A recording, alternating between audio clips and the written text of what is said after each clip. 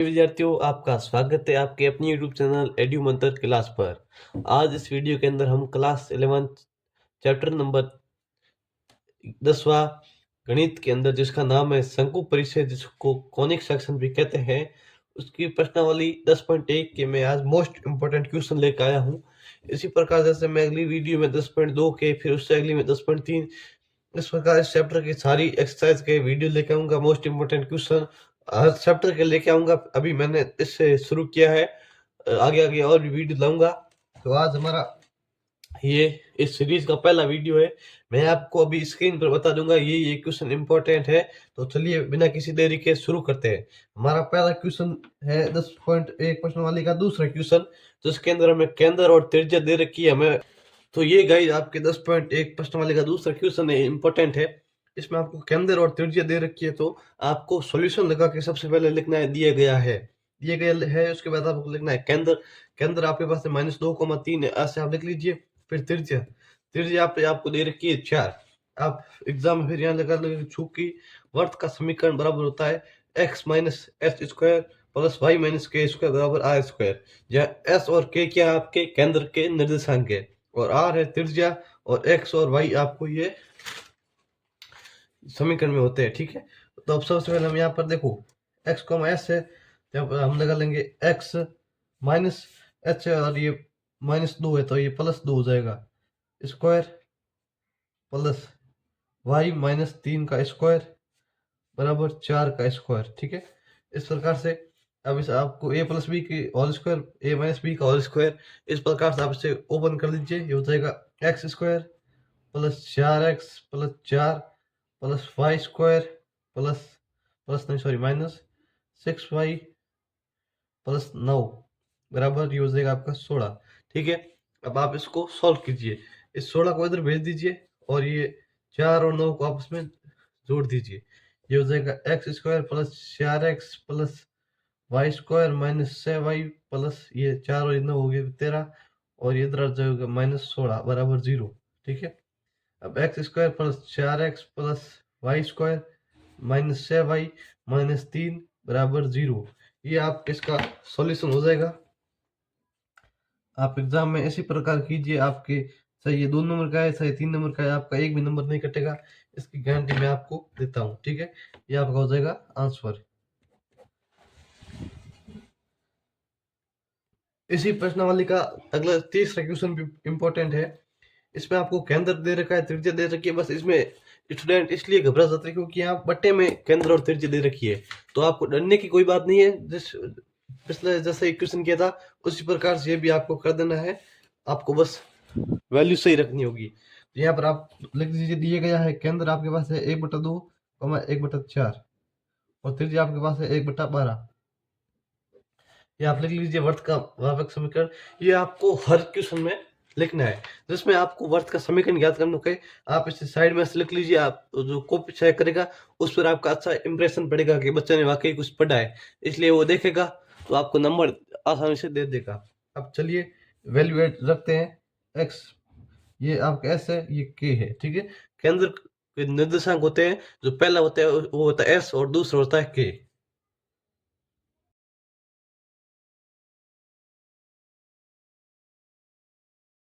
ये हमने वैल्यू रख दी है। अब आप इसे सॉल्व कर दीजिए।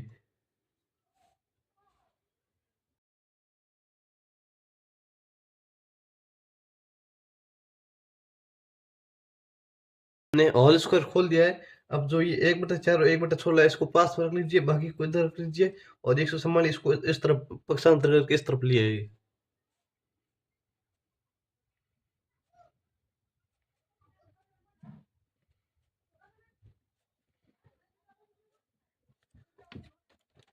अभी अंतिम के 3 पद है, इनका एलसीएम ले लीजिए आप।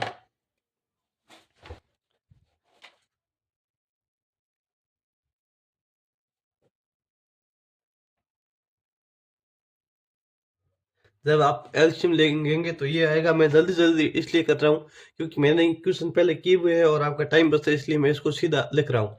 आप ट्राई कीजिए, कैलकुलेशन आपका यही आएगा।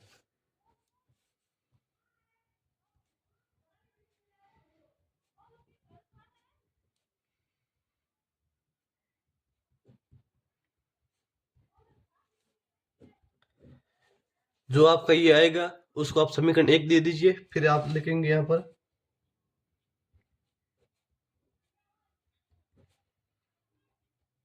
समीकरण 1 को 144 से गुणा करने पर आप इसके प्रत्येक पद में 144 से गुणा कर लीजिए।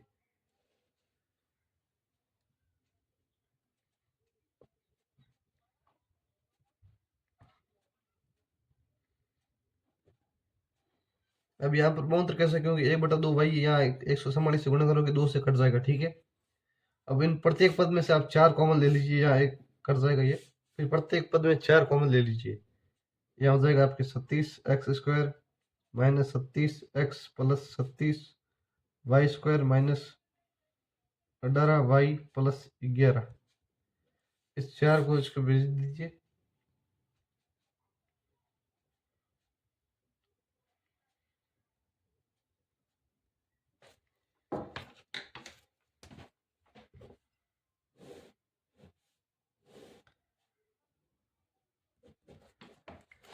ये आपका सॉल्यूशन हो जाएगा इसका।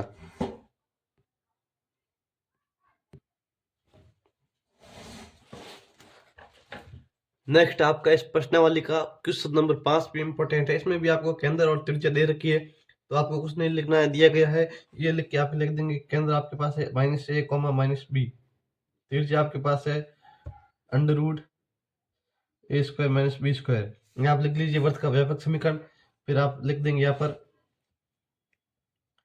x प्लस a का स्क्वायर।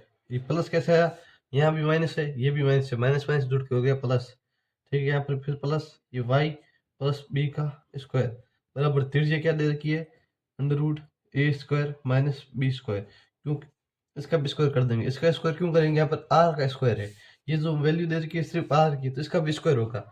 अभी आप सॉल्व कर लीजिए, a प्लस b की होल क्यूब है, इसे आप सॉल्व कर लीजिए।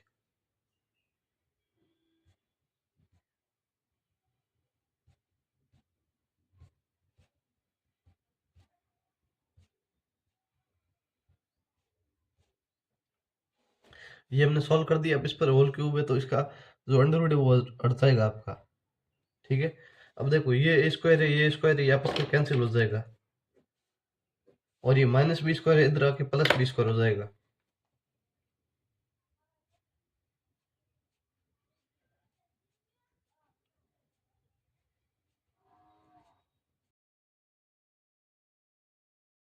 ये भी प्लस b², ये भी प्लस b², तो हो जाएगा 2 प्लस b²। ये हो जाएगा x² plus 2xa plus y² plus 2yb plus 2b²।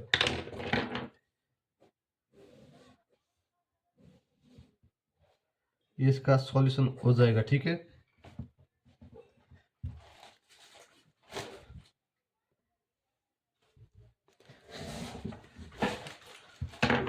अब हमारे पास इस प्रश्नावली का नेक्स्ट इंपॉर्टेंट क्वेश्चन है क्वेश्चन नंबर 9। इसके अंदर हमें दे रखा है 2x² plus 2y² minus x। इसमें हमें क्या ज्ञात करना है, इसमें हमें वर्त का केंद्र और त्रिज्या ज्ञात करनी है। तो कुछ नहीं, सबसे पहले आप इसको समीकरण 1 दे दीजिए।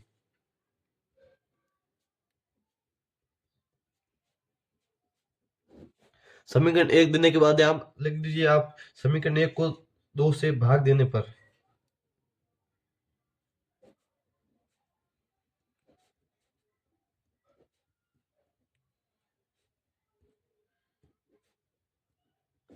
ये लिखने के बाद यहाँ पर आप सब प्रत्येक के बट्टे में 2 से भाग दे दीजिए।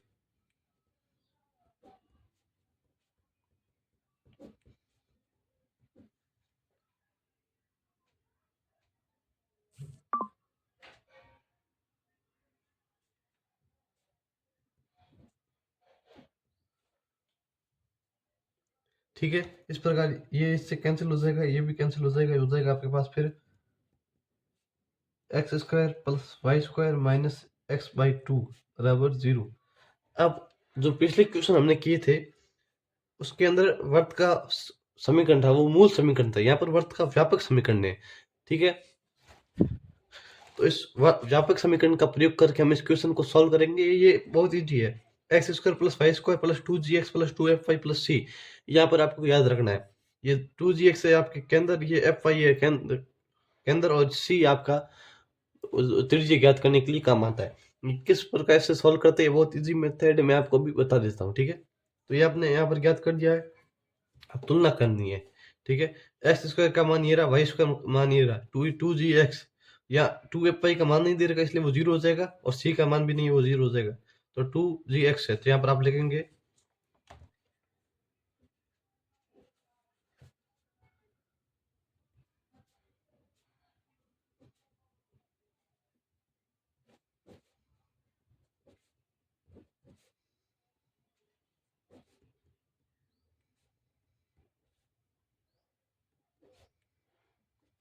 ये लाइन लिखने के बाद आप यहाँ पर लिख देंगे इस एक्स से ये एक्स कैंसिल हो जाएगा, फिर आपके पास बचेगा two G minus one by two. तो जी का मान आपके पास आ जाएगा माइनस वन बाई फोर, ठीक है। अब जो वृत्त के केंद्र के निर्देशांक होते हैं वो एक तो होते हैं एस कोमा के, और एक होते हैं आपके पास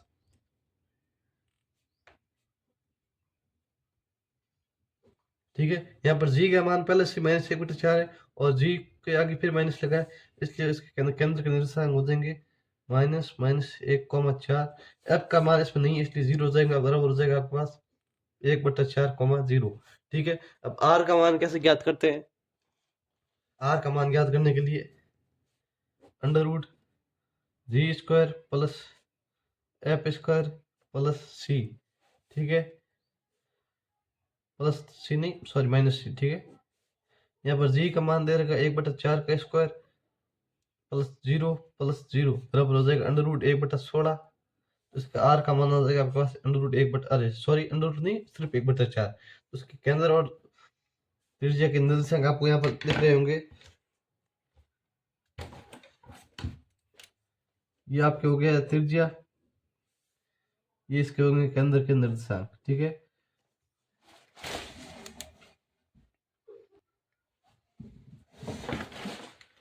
ये जो 12वां क्वेश्चन है आपके प्रश्न वाली 10.1 का, ये भी मोस्ट इंपोर्टेंट है।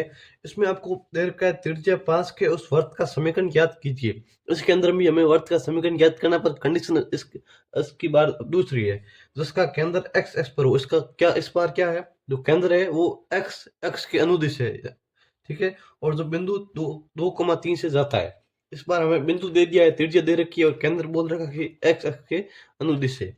तो हमें सबसे पहले देखना दिया गया है त्रिज्या 5 दे रखी है, क्योंकि केंद्र एक्स एक्स पर है, अतः आपने 10 में पढ़ा होगा, जब कोई बिंदु एक्स अक्ष पर हो तो उसके निर्देशांक एक्स कोमा जीरो मानते हैं, वाई एक्स पर हो तो जीरो कोमा बी मानते हैं। इसी प्रकार हमने यहाँ पर एक कोमा जीरो मान लिया, तथा बिंदु 2,3 से जाता है, ये सब हमने चीजें लिख दी है। और यहाँ पर आप वर्त का समीकरण जो आपको पहले बताया था वही है, इसलिए मैंने ये आपके लिए लिख दिया, आपका टाइम वेस्ट नहीं हो। अब चलिए शुरू करते हैं। तो अब क्या करना है, ये सब मान वैल्यू है उस समीकरण के अंदर रख देनी है, मैं आप रख देता हूँ।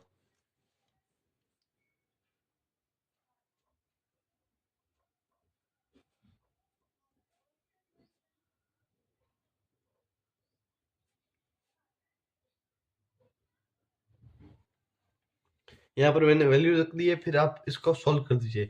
इसको ऐसा कैसे रहने दो, ये +9 हो जाएगा, ये 25 हो जाएगा, इसको उधर भेज दो।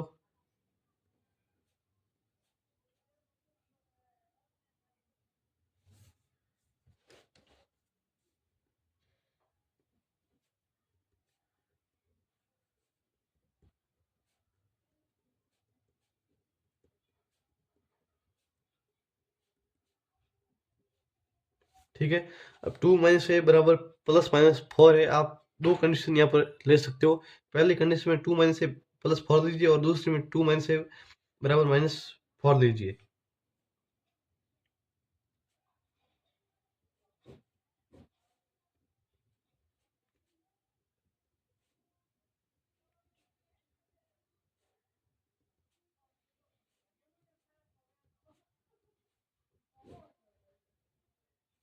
यहाँ पर आपके पास एक की वैल्यू -2 आ गई, अब केस 2 लीजिए।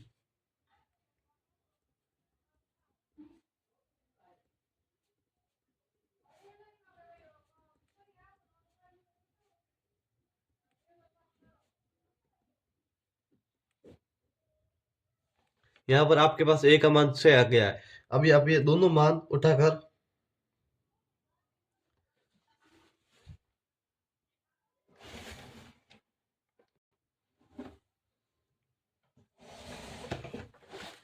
अब आप ये दोनों मान उठाकर इस समीकरण के अंदर रख दीजिए। पहले आप -2 रख दीजिए, फिर आप +k6 रख दीजिए। इसको आप जब सॉल्व करोगे तो आपका आंसर 2 समीकरण निकल के आएंगे।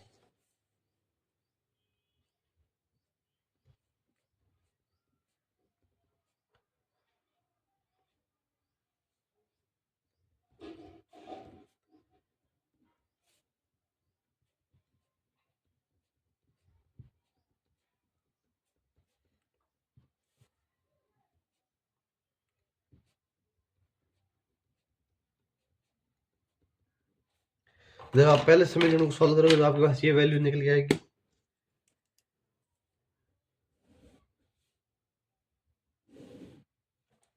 इसी प्रकार आप दूसरे जो वैल्यू है की वो भी समीकरण में रख दीजिए।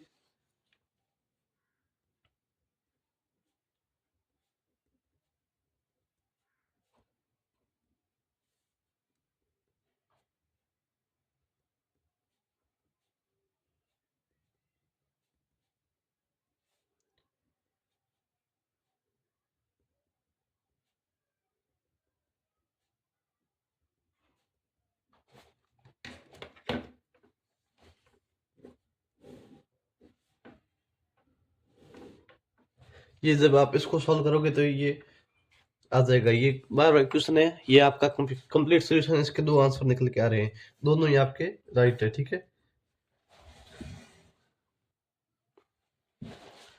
अगला 13 क्वेश्चन है, वो आपको स्क्रीन पर दिख रहा होगा। इसमें आपको कह रखा है 0,0 से होकर जाने वाले वर्त का समीकरण ज्ञात कीजिए। यानी कि वर्त है वो 0,0 से होकर जा रहा है और जो निर्देशांकों पर ए और बी अंतःखंड बनाता है। तो ये क्वेश्चन आप पढ़ लीजिए, आपको कंफ्यूज करने के लिए दे रखा है। आपको कुछ नहीं करना, आपको लिखना है दिया गया है वर्त 0,0 a,0 व 0,b। यहाँ पर सॉरी 0,b होगा, 0,b से जाता है। ठीक है, उसके बाद आप लिख दीजिए वर्त का समीकरण। तो आप इसमें 3 केस होंगे। पहले केस में आपको 0,0 रखना है, तो कुछ नहीं, सब 0 ही हो जाएगा।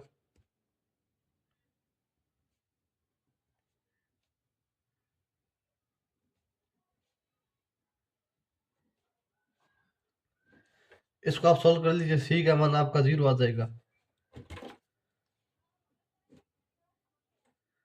अब केस 2 लीजिए। केस 2 में आपको 1,0 रखना, तो हो जाएगा a का स्क्वायर प्लस 0 का square plus 2ga plus 2fy 0 plus c बराबर 0। इसका हो जाएगा a square plus 2ga plus c बराबर 0, क्योंकि c का मान भी 0 आपको दे रखा है। हो जाएगा a स्क्वायर प्लस 2ga बराबर 0। ये 2ga बराबर माइनस a स्क्वायर, या a से a स्क्वायर कट जाएगा। 2g बराबर माइनस a, जी का मान हो जाएगा आपके पास -a/2। इसी प्रकार से आप केस 3 लीजिए।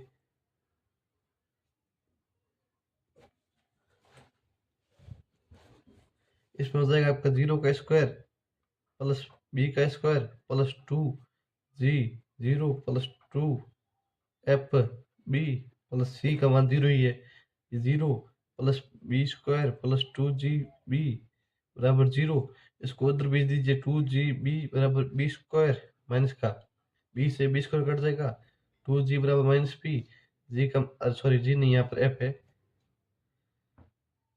f f तो f का मान आपके पास आ जाएगा -b/2। ठीक है, अब आपके ये जो मान है g और f के और c का, इसको आपको जो वर्त का ये समीकरण दे रखा है इसके अंदर आपको पुट करना है। ठीक है, तो आप फिर आप सभी मानों को जब रखेंगे तो हो जाएगा आपके पास X square plus Y square plus 2, G का मान था आपके पास -a/2 एक्स प्लस 2, इसका था -b/2 वाई प्लस c का मान 0 था बराबर 0। इस 2 से ये 2 कैंसिल, इस 2 से ये 2 कैंसिल, आपके पास आ जाएगा X square plus Y square minus ax minus by बराबर 0। ये आपके पास सॉल्यूशन आ जाएगा क्वेश्चन नंबर 13। ठीक है, ये इस प्रश्नावली का अंतिम इंपॉर्टेंट क्वेश्चन है, क्वेश्चन नंबर 15। इसके अंदर आपको कह रहा है क्या बिंदु -2.5, 3.5 वर्त X square plus Y square बराबर 25 के अंदर, बाहर या वर्त पर स्थित है। आपको पूछा है यहाँ पर, आपको ये दे रखे है बिंदु और ये वर्त का समीकरण है। ये कह रहा है कि इसके अंदर, बाहर या वर्त पर स्थित है। तो आपको लिखना है, सॉल्यूशन दिया गया है। ये 25 है, वो है त्रिज्या, तो आर स्क्वायर 25, तो आर का मान हो जाएगा 5।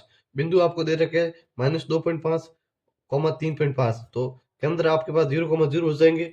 आपको लिखना है दूरी सूत्र से। यहाँ पर आपको दूरी सूत्र का प्रयोग करना है। ये हो जाएगा x1, y1, ये हो जाएगा x2 और ये हो जाएगा y2। तो आप दूरी सूत्र लिख लीजिए यहाँ पर।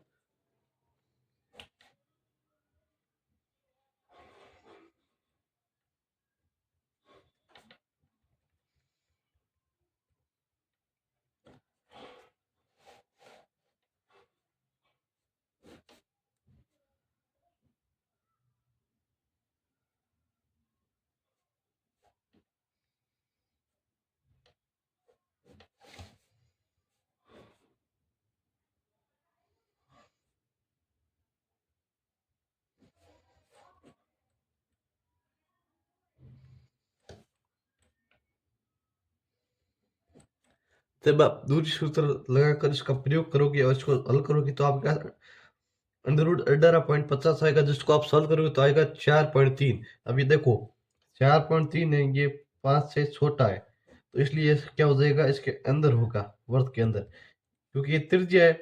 जो बिंदु त्रिज्या से छोटा है तो वो वर्त के अंदर होगा। और यदि 5 बराबर 5 आता तो वर्त के जो है वर्त पर स्थित होता, और इससे बड़ा आता 5.2 आ जाता तो ये वर्त से बाहर स्थित होता। तो थैंक यू फॉर वॉचिंग। आज इस वीडियो के अंदर हमने प्रश्नावली 10.1 क्लास 11 मैथ शंकु परिषद के मोस्ट इंपोर्टेंट क्वेश्चन सॉल्व किए हैं, जिसके अंदर हमारे पास थे क्वेश्चन नंबर दूसरा, तीसरा, पांचवा, नवा, 12वां, 13वां, 15, इतने क्वेश्चन हमने इस वीडियो में सॉल्व किए। तो नेक्स्ट मैं वीडियो लेकर आऊंगा जो होगा 10.2 के ऊपर, उसमें भी मोस्ट इंपोर्टेंट क्वेश्चन मैं आपको बताऊंगा। तो जय हिंद, जय भारत।